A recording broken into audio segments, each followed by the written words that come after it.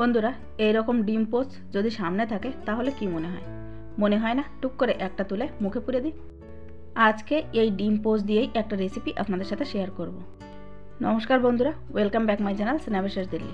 স্ন্যাপশেষ দিল্লি চ্যানেলের আরও একটি নতুন পর্বে আপনাদের সবাইকে স্বাগত জানাই। শুরু করছি আজকের রেসিপি। আজকে আমি তৈরি করব ডিম পোচ ঝাল বা আলু দিয়ে ডিম পোচের রেসিপি। তো বন্ধুরা, সম্পূর্ণ ভিডিওটি স্কিপ না করে দেখার অনুরোধ রইল। আশা করি আপনাদের সকলের ভালো লাগবে। আর যদি ভালো লেগে থাকে তাহলে একটা লাইক তো করেই দিতে পারেন। আপনার একটা লাইক আমাকে নেক্সট ভিডিও তৈরি করার জন্য অনেক বেশি মোটিভেট করে। তো প্লিজ একটা লাইক করে দেবেন। তো চলুন বন্ধুরা, কথা না বাড়িয়ে রেসিপিটি শুরু করা যাক।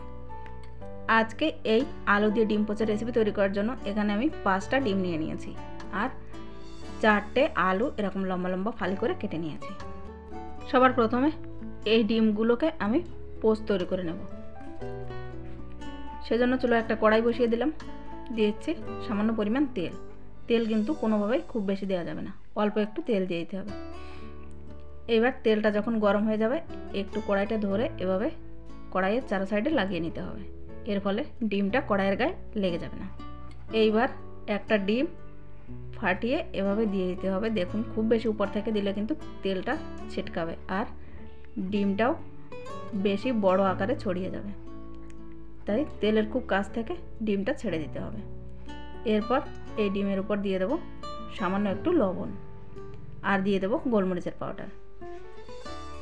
ঢাকা চাপা দিয়ে দেবো 30 থেকে 40 সেকেন্ডের জন্য। এর ফলে ডিমের উপরের লেয়ারটা হালকা একটু সেদ্ধ হয়ে যাবে, ডিমের কুসুমটা ছড়িয়ে যাবে না। তো দেখুন, ফিরে আসছি 30 থেকে 40 সেকেন্ড পর। 30-40 সেকেন্ড পর ডিমটাকে তুলে নেব। এই একইভাবে বাকি ডিমের পোচগুলোও তৈরি করে নেব। ডিম পোচ কিন্তু খেতে খুব হেলদি হয়ে থাকে। আজকে আমি এই ডিম পোচ দিয়ে যে রেসিপিটি তৈরি করেছি, এই রেসিপিটা আপনারা গরম গরম ভাতের সাথেও খেতে পারেন অথবা রুটি দিয়েও খেতে কিন্তু খুব ভালো লাগে। সাধারণত ডিম সেদ্ধ করে রান্না করতে যে সময় লাগে তার থেকে অনেক কম সময়ে কিন্তু এই রেসিপিটা তৈরি হয়ে যায়। ডিম পোচ বানাতে খুব বেশি সময়েরও প্রয়োজন পড়ে না আর এটা শরীরের জন্য অনেকটাই হেলদি হয়ে থাকে। তো এই একইভাবে সবগুলো ডিম পোচ আমি তৈরি করে নিয়েছি। ডিম পোচগুলো দেখতে দেখুন কতটা লোভনীয় হয়েছে। এইবার এই ডিম পোচগুলো দিয়ে আমি ঝাল করব।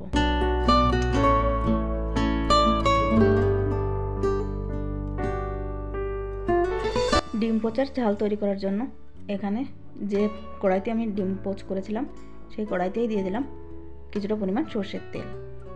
যে আলুগুলো আমি কেটে রেখেছিলাম এই তেলে এইবার সেই আলুগুলোকে ভেজে নেব। বন্ধুরা, ডিমের অনেক রকম রেসিপি তো আমরা খেয়ে থাকি। একবার ডিমের এই রেসিপিটি বাড়িতে অবশ্যই তৈরি করে দেখবেন, সকলের খুব ভালো লাগবে। গরম গরম ভাতের সাথে হোক অথবা রুটি পরোটার সাথে এই রেসিপিটা কিন্তু খেতে খুব টেস্টি হয়ে থাকে। আলুগুলোকে ঢাকা চাপা দিয়ে গ্যাসের ফ্লেমটা মিডিয়াম রেখে আলুগুলোকে ভেজে নিতে হবে।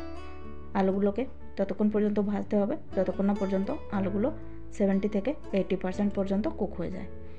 এই পর্যায়ে অবশ্যই লবণ আর হলুদটাও দিয়ে দিতে হবে। এর ফলে আলুগুলো তাড়াতাড়ি সেদ্ধ হয়ে যাবে। আলুগুলো খুব ভালোভাবে ভাজা হলে তরকারিটা রান্না করতে সময়ও কম লাগবে আর আলুগুলোকে আগে থেকে ভেজে নিলে এর টেস্টটা অনেকটাই ভালো আসে।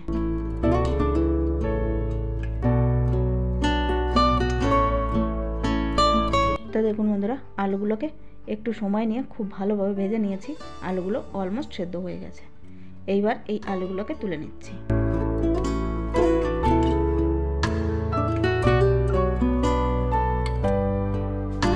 আলুগুলোকে তুলে নেওয়ার পর কড়াইতে যে তেল ছিল তার ভিতরে আরও একটু সর্ষের তেল দিয়ে দিলাম।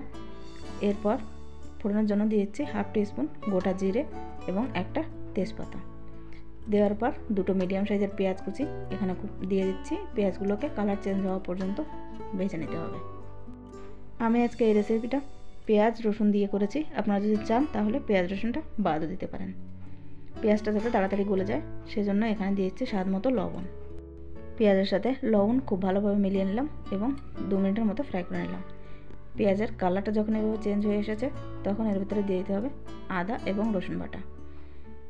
আদা রসুন বাটাটা দিয়েও পেঁয়াজ কুচির সাথে খুব ভালোভাবে ফ্রাই করে নিতে হবে যতক্ষণ না পর্যন্ত আদা রসুনের কাঁচা গন্ধটা চলে যাচ্ছে। আদা রসুনের কাঁচা গন্ধটা চলে গেলে এর ভেতরে দিয়ে দিচ্ছি টমেটো পেস্ট। দুটো টমেটোকে আমি এখানে পেস্ট করে নিয়েছি। টমেটো পেস্টটা দিয়ে দিলাম এবং বাকি সব মশলার সাথে এই টমেটো পেস্টটাকেও খুব ভালোভাবে কষিয়ে নিতে হবে যতক্ষণ না পর্যন্ত টমেটো থেকে সমস্ত জল শুকিয়ে আসছে। তো দেখুন বন্ধুরা, টমেটো থেকে সমস্ত জল শুকিয়ে গেছে এবং তেলও ছাড়তে শুরু করে দিয়েছে। এই পর্যায়ে এর ভেতরে দিচ্ছি জিরে গুঁড়ো, ধনে গুঁড়ো, দিয়ে দেবো লাল লঙ্কার পাউডার, হলুদ গুঁড়ো এবং কাশ্মীরি রেড চিলি পাউডার দিয়ে দিলাম। লবণটা যেহেতু আগে থেকেই দিয়ে রেখেছিলাম তাই এখন আর লবণ দেবো না। অল্প একটু জল দিয়ে এই সব মশলাকে খুব ভালোভাবে কষিয়ে নিতে হবে যতক্ষণ না পর্যন্ত মশলা থেকে তেল ছাড়তে শুরু করে দিচ্ছে।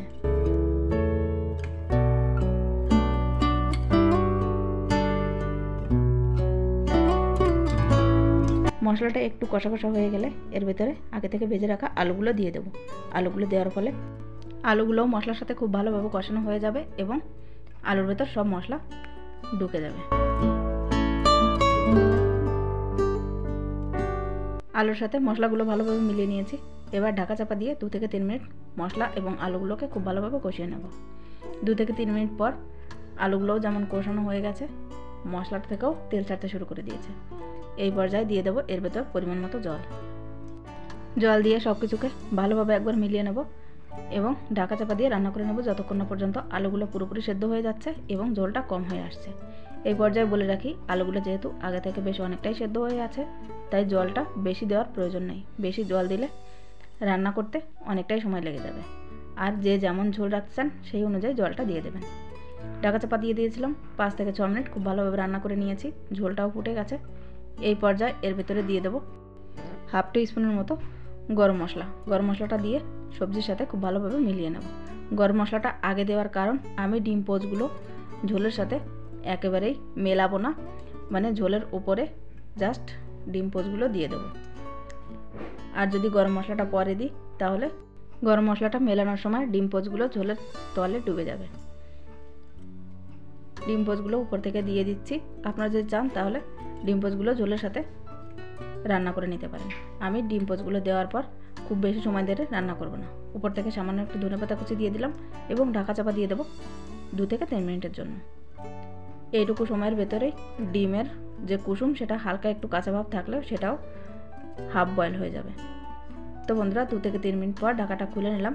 দেখুন, ডিম পোচার রেসিপি কিন্তু আমাদের একেবারেই রেডি। রেসিপিটা আমি একবার আপনাদের কাছ থেকে দেখিয়ে দিচ্ছি। দেখুন দেখতে রেসিপিটা কতটা লোভনীয় হয়েছে। গরম গরম ভাতের সাথেও এই রেসিপিটা যেমন খুব অসাধারণ লাগে খেতে, আর রুটি বা লুচি পরোটার সাথেও কিন্তু কোনো অংশে কম লাগবে না। তো বন্ধুরা, আজকে আমার এই আলু দিয়ে ডিম পোচের রেসিপিটি যদি আপনাদের ভালো লেগে থাকে তাহলে অবশ্যই একটা লাইক করার অনুরোধ রইল। আর যদি আমার চ্যানেল নতুন বন্ধু হয়ে থাকেন, চ্যানেলটি সাবস্ক্রাইব করে নিতে পারেন। সাথে ভিডিওতে যদি কোনো প্রকার ভুল ত্রুটি হয়ে থাকে তাহলে অবশ্যই একটা কমেন্টের মাধ্যমে আমাকে জানাতে পারেন। রেসিপিটি আমি পরিবেশন করে নিয়েছি।